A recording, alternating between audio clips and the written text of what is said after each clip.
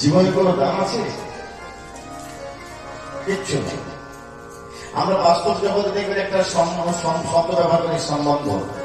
সম্মান হিন্দি শব্দ, বন্ধাত্ম সম্মান।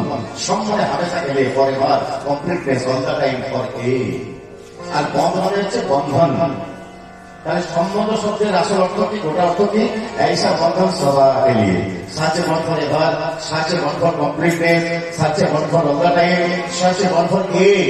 বাংলা হচ্ছে এমন একটা বন্ধন চিরজীবনের মতো। মানে তুমি যতদিন থাকবে আমি ততদিন থাকবো। আমার কি মনে হয় জানেন, এই সম্বন্ধ শব্দটার ব্যবহারই মনুষ্যের হতে চলে না, ব্যবহার করে চলে না মনুষ্যের জগতে। কেন না, দেখুন সম্বন্ধ শব্দের অর্থ তুমি যতদিন থাকবে আমিও ততদিন থাকবো। ধরুন কোন এক মা, আমাদের সবচেয়ে কাছের সম্পর্ক মায়ের সাথে, মাই আপন নয়, মা বাবা ভাই বোন মা আপন নয়। আর বউ আপন হতে পারে পরের বাড়ি থেকে এসে? কেউ আপন নয়, কেউ কারণ নয়। আমি সব প্রমাণ করে দিয়ে যাচ্ছি। দেখুন মাই আপন নয়। কেন না, ধরুন কোন এক মা সন্তানের জন্ম দিয়েই মা মারা গেলেন, কিসের সম্বন্ধ? সম্বন্ধ শব্দটা ঠিকছে, তুমি যতদিন থাকবে আমি ততদিন থাকবো, ঠিকছে না? তাহলে কিসের সম্বন্ধ? আপনারা বলতে পারেন সবার মা তো জন্মের সময় মরে না। আমি ধরে নিলাম সেই বাড়িতে 100 বছর কেউ মরবে না, তবু যে সম্পর্কটা টিকে থাকবে স্বার্থের উপর। প্রত্যেক মা বাবা চান আমার ছেলেকে কনভেন্টে পড়াবো, ইংলিশ মিডিয়ামে পড়াবো, ডাক্তার করবো, ব্যারিস্টার করবো, ইঞ্জিনিয়ার করবো। কিন্তু এমন কোন মা বাবা আছেন যিনি বলেন আমার ছেলেকে বিবেকানন্দ করবো না? এমন কোন মা বাবা আছেন যিনি বলেন আমার ছেলেকে সুভাষ বোস করবো না? কেন না, ছেলেটাকে যদি ডাক্তার করতে পারি, এখানে কোন ডাক্তার থেকে কিছু মনে করবে না, কেননা কোন প্রফেশনকে আঘাত করার ইচ্ছে আমার বিন্দু মাত্র নেই, বিন্দু মাত্র না। কেন না, সব প্রফেশনে ভালো খারাপ দুটোই থাকে। আমি খারাপদের কথা বলছি, ওই আর্জি করে যারা হত্যার সঙ্গে যুক্ত তার সেই সব খারাপদের কথা বলছি, আমি ভালোদের কথা মানে। কোন ডাক্তার ছেলেটাকে যদি ডাক্তার করতে পারি, আর গরমকালে মাসে যদি গোটা চারেক ডায়রিয়া পেশেন্ট হয়, বুঝে যান যত সেলাই টাকাবে তত 2000। ছেলেটাকে যদি ইঞ্জিনিয়ার করতে পারি, 2-4টা ডাক্তার নিয়ে 10,000। ছেলেটাকে যদি ব্যারিস্টার করে হাইকোর্টে পাঠাতে পারি, বেটা যত মিথ্যা বলে তত পয়সা। আর ছেলেটা যদি সুভাষ বোস হয়, দেশের জন্য জীবন দেবে। ছেলেটা যদি বিবেকানন্দ হয়, বাড়ি থেকে পালিয়ে যাবে, পুরো পয়সা কে দেবে? এখানেও স্বার্থ। প্রত্যেক মা বাবা ছেলে মেয়েকে খাইয়ে করে একটা লাইন ধরে দিলেন, পুরো পয়সা তুমি আমাকে দিয়ে দিবে। স্বার্থ ছাড়া কেউ চলে না। আর বউ কোনোদিন আপনার হয় না। কেন? এক রাজার কথা বলি, শাস্ত্রের কথা। এক রাজা ছিলেন, রাজার নাম হচ্ছে রাজা ভরথরি।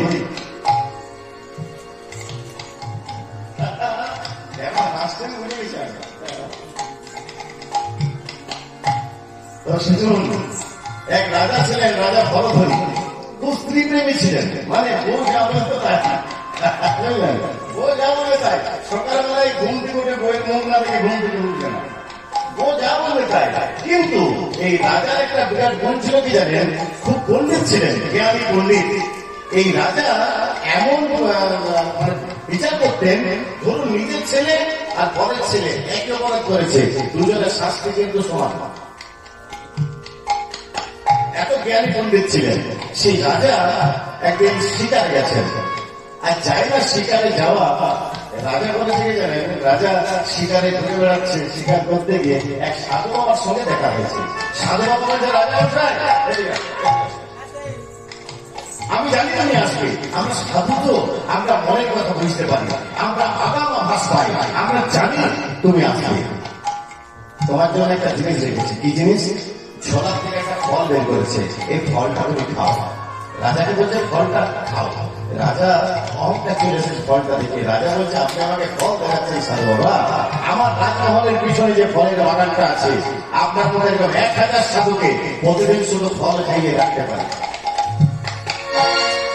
এই কথা শুনে সাধু বাবা বলছে, রাজা অহংকার পতনের মূল। আমি জানি তোমার রাজমহলের পিছনে যে ফলের বাগানটা আছে, আমার মতো 1000 সাধুকে তুমি ফল খাইয়ে রাখতে পারো, কিন্তু এই ফলটা অন্য ফল। এই ফলটার মূল্য জানো? শোনে নাও, তোমার বাগানের ফল খেলে পেট ভরবে, আর এই ফলটার মূল্য জানো? এই ফলটা যদি তুমি খাও, তোমার যৌবন সারা জীবন এরকম থাকবে, তুমি কোনদিন বৃদ্ধ হবে না, বুড়ো হবে না। আর আমি তোমাকে কোনোদিন বুড়ো অবস্থায় দেখতে চাই না, এইরকমই দেখতে চাই বলেই ফলটা তোমায় দিচ্ছি। রাজা বলছে এমন ফল, এমন ফল, অপরাধ হয়ে গেছে, কিছু মনে করবেন না, ভুল হয়ে গেছে। তিনি ফলটা দিলেন, ফলটা নিয়ে নিয়েছে কিন্তু খাইনি। কেন? ফলটা নিয়ে নিয়েছে কিন্তু খাইনি কেন? দেখবেন কেউ যদি কারো কেউ আসল ভালোবাসে, কেউ যদি কারো কেউ আসল ভালোবাসে, সে নিজের থেকে তাকে বেশি সুখী দেখতে চায়। আমার যা হচ্ছে সে যেন সুখী হয়। এখন রাজা আমার মনে চিন্তা করছে, আমি আমার বউকে এত ভালোবাসি, ফলটা আমি কেন খাবো? বউকে রাজা ফলটা নিয়ে সরে চলে এসেছে রাজমহলে। রাজমহলে নিয়ে রানীকে ডেকেছে, রানী আজকে এই ফলটা খাও। রানী বলছে ফল তো আমি অনেক খেয়েছি, সকাল থেকে অনেক ফল খাচ্ছি না, ওই ফল আর এই ফলে খাবার আছে, কিন্তু ওই ফল খেলে পেট ভরবে। আর এটার মূল্য যেন এই ফল যদি তুমি খাও, তোমার যৌবন সারা জীবনে এরকম থাকবে, তুমি কোনোদিন বৃদ্ধা হবে না, তুমি হবে না। আর আমি যতদিন বাঁচবো তোমার এই অবস্থায় দেখতে চাই বলে ফলটা তোমায় দিয়েছি। তাই এমন ফল দাও, দাও দাও, ফলটা আমি খাবো, ফলটা আমাকে দাও। রানী ফলটা নিয়ে নিয়েছে কিন্তু খাই নাই। কেন? রাজা রানীকে ভালোবাসে, রানী আবার রাজাকে ভালোবাসে না। রানী ভালোবাসে রাজ্যের একটা ভৃত্যকে, একটা চাকরকে, সে চাকরটাকে ডেকে পাঠিয়েছে। চাকরটা চলে এসেছে, আমায় ডেকেছে, বলছে হ্যাঁ। কেন? এই ফলটা তুমি খাও। চাকরটা বলছে তুমি তো আমাকে সকালে পাঠিয়ে দিয়েছো একটা ফল, ওই ফল তুমি পেট ভরবে। এই ফলটার মনে জানো, এই ফল যদি তুমি খাও তোমার যৌবন সারা জীবন এরকম থাকবে, তুমি কোনোদিন বৃদ্ধ হবে না, বুড়ো হবে না। আর আমি যতদিন বাঁচবো তোমার এই অবস্থায় দেখতে চাই, ওই ফলটা তোমায় দিলাম। চাকরটা বলছে এমন ফল দাও, দাও ফলটা দাও, আমি খাবো। ফলটা নিয়ে নিয়েছে কিন্তু খাই নাই। কেন? না রানী চাকরটাকে ভালোবাসে, চাকরটা আমার রানীকে ভালোবাসে না। চাকরটা ভালোবাসে একটা বাইজিকে, যে ফলটা নিয়ে সোজা চলে গেছে বাইজি বাড়ি। বাইজি বাড়ি গিয়েছে, দরজা ঢুকছে, কাদম্বরী দরজা করো, দরজা করো, দরজা করো। কাদম্বরী দেখছে এত রাত্রে কি হয়েছে, তুমি এত রাত্রে ফলটা বের করে বলছে ফলটা তুমি খাও। আরে বাবা সকালবেলা তুমি ফলটা নিয়ে যাও, ফল তো আমি খেয়েছি। বলছে আরে বাবা ওই ফলটা আলাদা, ওই ফল তুমি বের করবে। এই ফলটা বললো কেন? এই ফলটা যদি তুমি খাও তোমার যৌবন সারা জীবন এরকম থাকবে, তুমি কোনোদিন বৃদ্ধ হবে না, তুমি হবে না। আর আমি যতদিন বাঁচবো তোমার এই অবস্থায় দেখতে চাই, তোমার নৃত্য গীত দর্শন করতে চাই, সেজন্য আমি ফলটা দিলাম। খাইলে কি এমন ফল খাওয়া, ফলটা খাওয়া মানে খাবো। ফলটা নিয়ে নিয়েছে কিন্তু খাইনি। কেন? চাকরটা বাইজিটাকে ভালোবাসে, বাইজিটা আমার চাকরটাকে ভালোবাসে না। বাইজিটা ভালোবাসে স্বয়ং রাজাকে, সে রাজাকে ডেকে পাঠিয়েছে। রাজা চলে এসেছে, রাজা বলছে কাদম্বরী আমি কেন দেখেছো? কাদম্বরী ফলটা বের করেছে। রাজা তো ফলটা চিনতে পেরেছে দেখেই। রাজা বলছে ফলটা খেলে কি হবে? না ফলটা যদি তুমি খাও তোমার যৌবন সারা জীবন এরকম থাকবে, তুমি কোনোদিন বৃদ্ধ হবে না, বুড়ো হবে না। আর আমি যতদিন বাঁচবো তোমার এই অবস্থায় দেখতে চাই বলে ফলটা তোমায় দিচ্ছি। রাজা দেখছে আমার ফল আপনাকে, আমার ডায়লগ আমাকে কোথার থেকে এলো এটা? ঘুরে ঘুরে কাদম্বরীকে বলছে শোনো কাদম্বরী, আমি বুঝে দিয়েছি একটা কথা ঠিক, না পৃথিবীতে তুমি আমাকে সব থেকে বেশি ভালোবাসো। তাই তুমি যদি আমাকে সব থেকে বেশি ভালোবাসো, আমার চোখের দিকে তাকে একটা সত্যি কথা বলো। কি কথা? ফলটা তুমি পেলে কোথায়? ফলটা তুমি পেলে কোথায়? আচ্ছা ঠিক আছে, আমি একটা চাকরের কাছে পেয়েছি, চাকরটাকে ডাকো। চাকরটা এসেছে, চাকরটা এসে রাজাকে দেখে রাজা বোঝায় সোজা হয়ে দাঁড়া, আর আমার চোখের দিকে তাকাবে না। আমি জানি আমার চোখের দিকে তাকিয়ে হাজারটা মিথ্যে বলবি, তুই কাদম্বরীর দিকে তাকিয়ে থাক। কেন? না আমি ভুলে গেছি কাদম্বরীকে তুই পৃথিবীর মধ্যে সব থেকে বেশি ভালোবাসিস। এই ফলটা তুই পেলি কোথায়? কাদম্বরীর চোখের দিকে তাকিয়ে বল। বলছে রাজামশাই অপরাধ মার্জনা করবেন, এই ফলটা আমাকে রানী দিয়েছে, রানী দিয়েছে। রাজা সাথে সাথে রাজমুকুটটা খুলে নামিয়ে দিলেন, রাজবেশটা খুলে ফেলে দিলেন, একটা নাপিত ডেকে মাথাটা নেড়া করে একটা টিকি রেখে কপিল বস্ত্র করে বললেন এই মুহূর্তে আমি সন্ন্যাস নিলাম। রাজা সাথে সাথে সন্ন্যাস নিয়ে গেল। রাস্তা দিয়ে বেরিয়ে যাচ্ছে রাজমহলের ভেতরে, রাস্তার দুপাশে রাজ্যের বাসী দাঁড়িয়ে আছে।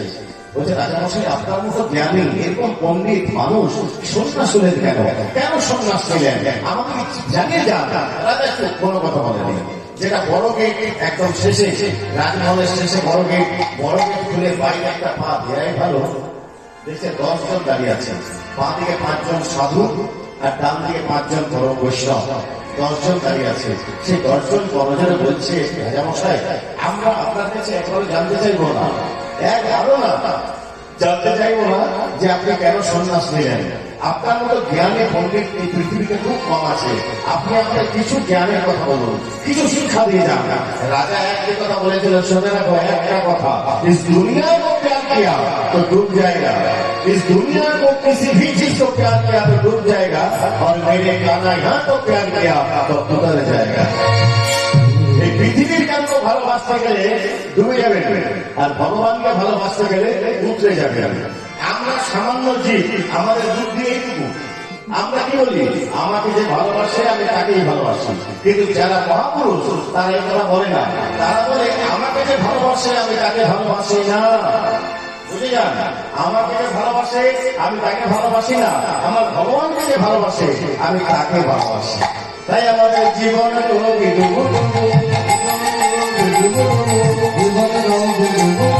বিশ্বাসে আর বিশ্বাসে নাই জীবন, বিশ্বাসে আর বিশ্বাসে নাই জীবন, বিশ্বাসে আর বিশ্বাসে নাই সময় থাকলে হয়,